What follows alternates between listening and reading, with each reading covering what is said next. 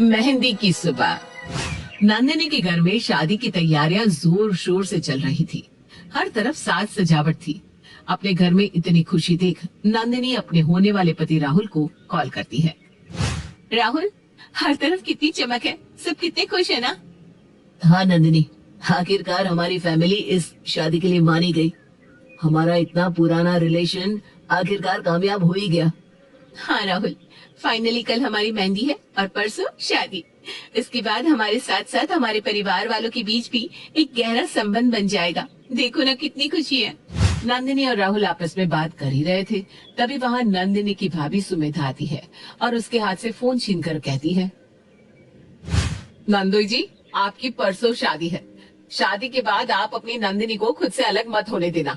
पर अभी रात ज्यादा हो गई है, इसलिए भलाई इसमें ही है कि अभी आप भी सो जाओ और मेरी प्यारी ननद को भी सोने दो। सुमित्रा अपनी बात खत्म करके उसका कॉल कट कर देती है और नंदिनी के साथ सो जाती है। कुछ ही घंटों बाद सुबह हो जाती है और सुबह से कब दोपहर हो जाती है किसी को पता ही नहीं चलता। दोपहर में लड़के वाले नंदिनी के घर आते हैं, यानी कि राहुल की माँ, सुमित्रा बहन, नेहा और देवर किशन नंदिनी के घर आते हैं।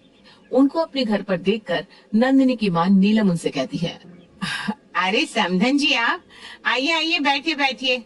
हाँ हाँ जरूर। वैसे हम तो यहाँ बस ये देखने आए थे कि यहाँ की तैयारियां कैसी चल रही है। आपको दिक्कत तो नहीं है ना। अरे नहीं नहीं समधन जी, कैसी बात कर रही हैं आप, हमें कोई दिक्कत नहीं है। नीलम और सुमित्रा आपस में बात कर ही रहे थे, तभी बीच में नेहा और किशन बोलते हैं, आंटी जी, आप और मम्मी को ना बात कर लेनी चाहिए और हमें अपनी होने वाली भाभी के पास जाना चाहिए। क्या आप बता सकती हैं हमारी भाभी कहाँ है?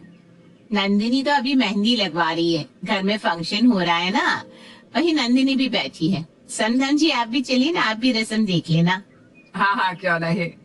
सुमित्रा अब नीलम के साथ घर के अंदर जाती है, पर नंदिनी वहाँ से जा चुकी थी, जिसके बाद सुमित्रा और नीलम आपस में बातें करने लगती है।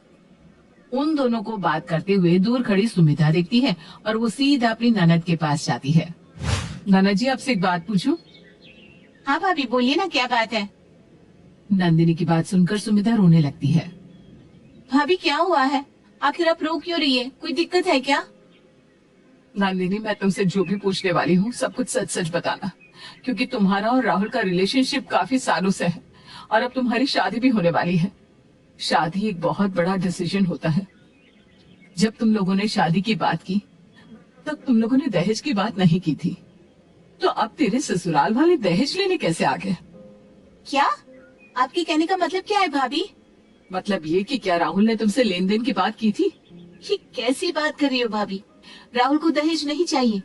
और जब मैंने राहुल की बात मम्मी पापा से करवाई थी तब भी राहुल और उसकी फैमिली ने दहेज लेने से साफ इनकार कर दिया था। अच्छा, अगर ऐसी बात है तो तुम्हारे ससुराल वाले यहाँ क्या करने आए हैं? मैंने सुना कैसे वो तुम्हारी सास माँ जी को पैसे के लिए फोर्स कर रही थी। अपनी भाभी की बात सुनकर नंदिनी को एक धक्का लगता है। उसको समझ में नहीं आ रहा था कि अब वो क्या करे। कल राहुल और उसकी शादी थी। नंदिनी को चिंता में देख उसकी भाभी कहती है, देखो नंदिनी, तुम जानती हो इस शादी में कितना खर्चा हो रहा है। एकदम से पैसा लाकर देना पॉसिबल नहीं है। एक बार तुम राहुल से बात करो, क्या पता राहुल कुछ कर सके। नहीं भाभी, ये दोनों माँ बेटे मिले हुए हैं, माँ सही कहती थी। ये सही नहीं है पर मैं ही नहीं मानी। लेकिन अब मुझे समझ में आ गया है, मेरी शादी अभी हुई नहीं है, इसलिए मैं अपने डिसीजन खुद ले सकती हूँ। नंदिनी अपना फोन उठाती है और बाहर की तरफ निकल जाती है। नंदिनी बाहर बैठकर राहुल को फोन लगाती है। राहुल, तुमने और तुम्हारे परिवार वालों ने खुद को समझा क्या है? अरे हम लड़की वाले हैं और तुम लड़के वाले, तो तुम कुछ भी करोगे। अरे नंदिनी, पर हुआ क्या है? तुम मुझ पर अचानक भड़क क्यों रही हो? मैंने और मेरे परिवार वालों ने ऐसा क्या कर दिया? क्या कर दिया? ये पूछो क्या नहीं किया। राहुल, जब हम शादी की बात कर रहे थे तब मैंने तुम्हें ये कहा था कि मेरी फैमिली तुम्हें दहेज नहीं देगी, और उस समय तुम और तुम्हारी फैमिली भी मान गई थी। लेकिन अब तुम्हारी फैमिली यहाँ मेरी माँ से दहेज मांगने क्यों आ गई? अरे तुम पैसों के इतने भूखे निकलोगे, मैंने ये कभी सपने में भी नहीं सोचा था। दहेज? ये कैसी बात कर रही हो नंदिनी तुम? मैंने दहेज के लिए पहले भी मना किया है और आज भी कहूंगा कि मुझे तुमसे कोई दहेज नहीं चाहिए। प्लानिंग तो तुम्हारी सच में बहुत अच्छी है। तुम इस तरह नाटक करोगी और इससे तुम माँ बेटे मेरी नजर में भी बुरे नहीं बनोगे, शादी भी हो जाएगी और तुम्हें पैसा भी मिल जाएगा। क्यों? नंदिनी, ये क्या बकवास कर रही हो तुम? जब मैं तुम्हें कह रहा हूँ कि ऐसा कुछ नहीं है तो तुम मेरी बात मान क्यों नहीं रही? अच्छा, अगर ऐसा है तो तुम्हारी फैमिली यहाँ क्या कर रही है? देखो राहुल, अगर यही रहा ना तो मैं ये शादी नहीं करूंगी। तुम्हारा दिमाग तो खराब नहीं हो गया ना? ये कैसे बहकी बहकी बातें कर रही हो तुम? नंदिनी राहुल की एक नहीं सुनती और कॉल कट कर अपने कमरे में चली जाती है। वहीं राहुल गुस्से में अपना हाथ दीवार पे मारता है। राहुल को इतना गुस्सा करता उसका एक दोस्त वरुण देख लेता है, जिसके बाद वरुण राहुल के हाथ को पानी में रखकर उसे कहता है, क्या हुआ राहुल, इतना गुस्सा क्यों कर रहा है? आखिर हुआ क्या है? वरुण की बात सुनकर राहुल इमोशनल होकर उसे सारी बात बता देता है। वरुण, मैं तो कुछ कर नहीं सकता, पर तुझे इस बात का पता लगाना होगा। पता लगा और बता कि आखिर ये सब चल क्या रहा है। आखिर कौन है जो नंदिनी को इस तरह से भड़का रहा है? पर हाँ, ध्यान रहे, ये बात फैमिली तक नहीं जानी चाहिए। राहुल की बात सुनकर अब वरुण अपने एक दोस्त राज के साथ नंदिनी के घर पहुंच जाता है। अरे वरुण, राज, तुम दोनों यहाँ? कोई काम था क्या? नहीं आंटी जी, हमें यहाँ कोई काम नहीं है। हम तो यहाँ नंदिनी से मिलने आए हैं, क्योंकि बस आज तक के लिए नंदिनी हमारी दोस्त है, उसके बाद वो हमारी भाभी बन जाएगी। इसलिए आखिरी बार हम अपने दोस्त को देखना चाहते हैं। हाँ हाँ, जरूर देखो बेटा, वो अपने कमरे में ही है। वरुण और राज अब भागते हुए नंदिनी के पास जाते हैं। वरुण और राज को देखकर नंदिनी समझ जाती है कि उन दोनों को किसने भेजा होगा। क्यों आए हो तुम दोनों यहाँ पर? अगर राहुल की तरफ से कोई सफाई देनी है तो मुझे कुछ नहीं सुनना। अरे नंदिनी तो पागल हो गई है क्या? कल तेरी शादी है और आज तू शादी तोड़ने की बात कर रही है। हाँ तो क्या करूँ? माँ को दहेज देने दूँ? अरे राहुल की फैमिली अपनी जुबान पर क्यों खरी नहीं उतरी? तेरा दिमाग खराब हो गया है क्या? तब से रट लगाए बैठी है, दहेज दहेज। अरे किसने कहा तुझे कि यहाँ दहेज लेने आई है? अरे हद होती है यार, एक बार तूने अपनी माँ से पूछा कि उनको दहेज के लिए बोला भी गया है या नहीं? वरुण, हम यहाँ पर शांति से बात करने आए ना, शांत हो जा। Okay okay, I am sorry. Nandini, तुझे ये दहेज वाली बात किसने कही? भाभी ने। नंदिनी, अब तो मेरा भी मन कर रहा है तुझ पर गुस्सा करने का। अरे तू कल से एक घर संभालेगी और तेरा बचपना अभी तक नहीं गया। अरे ऐसा भी तो हो सकता है ना कि ये खबर ही झूठी हो। पर भाभी झूठ क्यों कहेंगी? भाभी झूठ क्यों कहेंगी ये तो अब उनसे ही पता चलेगा। इतना बोलकर राज उसकी भाभी और उसकी माँ नीलम को उसके पास लाता है। राज बेटा, समधन जी नीचे अकेली बैठी हैं। उनके सामने तुम मुझे ऐसे यहाँ क्यों लेकर आया? आंटी जी, अभी सब पता चल जाएगा। नंदिनी, अब तुम अपने सारे सवाल पूछो। माँ, राहुल की मम्मी ने आपको दहेज के लिए बोला है। ये क्या बोल रही है? पागल हो गई है क्या?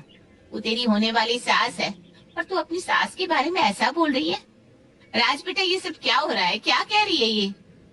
यही तो हमें भी नहीं पता आंटी। हमें तो राहुल ने बताया कि ये महारानी शादी तोड़ने की बात कर रही है। क्या? नंदिनी, तू शादी तोड़ने की बात कर रही है? तुझे पता भी है हमारी कितनी बेइज्जती होगी? और अगर तूने इस शादी को तोड़ा तो तू राहुल से कभी बात तक नहीं कर पाएगी। जिसके साथ तूने इतना समय बिताया है, जिसके साथ तूने इतने सपने संजोए हैं, उसका क्या? और किसने कहा तुझे कि सुमित्रा बहन मुझसे दहेज की बात करने आई है? अरे वो तो यहाँ की तैयारियां देखने आई है। पर भाभी ने तो मुझे यही कहा था। भाभी, आपने मुझसे झूठ क्यों कहा? अरे पर इसको किसने कहा? सुमित्रा, तूने ये बात नंदिनी को क्यों कही कि उसकी सास दहेज की बात करने आई है? मुझे लगा माँ जी, इसलिए मैंने ये बात कही। लगा? पर आपने तो कहा था, आपने खुद सुना है। नंदिनी की ये बात सुनकर अब सब समझ जाते हैं कि सुमित्रा ने जानबूझकर भड़काया है। पर उसको भड़काया क्यों? बस यही बात सबके जहन में थी और यही बात पता करने के लिए नीलम सभी को कमरे से बाहर भेज देती है, सिवाय नंदिनी और सुमित्रा के। सुमित्रा, मुझे पता है तूने ये जानबूझकर किया है। तूने जानबूझकर ही नंदिनी के कान भरे। पर ऐसा क्यों किया? माँ जी, मैंने जानबूझकर नहीं किया। वो तो मैंने। भाभी, ये आपने क्यों किया? आखिर क्या वजह है ये करने की? नंदिनी, वो सुमित्रा बहाने कर ही रही थी कि तभी एक जोरदार थप्पड़ पड़ती है। सच बता, आखिर तूने ये क्यों किया? क्यों तू मेरी बेटी का घर बर्बाद करना चाहती थी? हाँ, मैंने किया क्योंकि मुझे शुरू से ही नंदिनी से जलन थी, क्योंकि मेरा भाई इससे प्यार करता था। मेरी फैमिली भी अच्छे घर से बिलोंग करती है, उसके बाद भी इसने राहुल को ही चुना। बस इसीलिए मैंने ऐसा किया। पर आपकी ये चाल कामयाब ना हो सकी और आपका सच सबके सामने आ गया। नंदिनी अपनी भाभी से ज्यादा बात नहीं करती और राहुल को उसके सामने कॉल करके कहती है, राहुल मुझे माफ कर दो। किसी ने हमारी शादी तोड़ने की कोशिश की थी, जिसका सच मेरे सामने आ गया है। पर अब मैं तुमसे वादा करती हूँ, नेक्स्ट टाइम मैं कभी भी तुम्हें इतना हर्ट नहीं करूंगी और ना ही किसी की बातों में आऊंगी। इस तरह सुमेधा का सच सबके सामने आ जाता है। नंदिनी भी अपने किए गए बर्ताव के लिए राहुल से माफी मांगती है और इस तरह राहुल और नंदिनी की अगले दिन बड़े ही धूमधाम से शादी हो जाती है।